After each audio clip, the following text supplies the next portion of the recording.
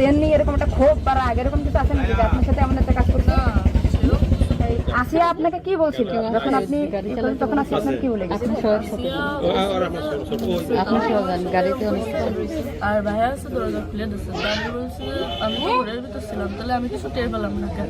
বলছে কি আমার হচ্ছে ঘরের বাইরে গেছে।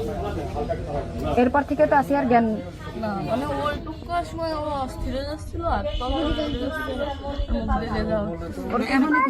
আপু আসছে বাইরে, আপুর বাসা মনে হয় বাইরে। আমার বাসা যশোরে, আমি যশোর থেকে আমি শুধু ওনার একটা ভিডিও দেখে আসছি যে উনি উল্টো পাল্টা কথা বলতেছে, এই সঠিকটা জানার জন্য। সঠিক কথাটা বলেন বলেন। আমরা ঘুমাইছিলাম, ভোর 8টার পর পরই আমি ঘুমাই গেছিলাম, আর বোনও আমার সাথে ঘুমাই গেছিল। তারপর এর মধ্যে ঠিক পাইনি, কিন্তু দৈনিকে সেরি খাওয়ার জন্য সবাই ডাক দেয়, কিন্তু সেদিন সেরি খাওয়ার জন্য কেউ ডাক দিচ্ছিল না। একদম সেরির পর উঠছি, সকাল অব্দি সেই সময় উঠে দেখি ও মেঝেতে পড়ে রয়েছে, দরজা খোলা ছিল।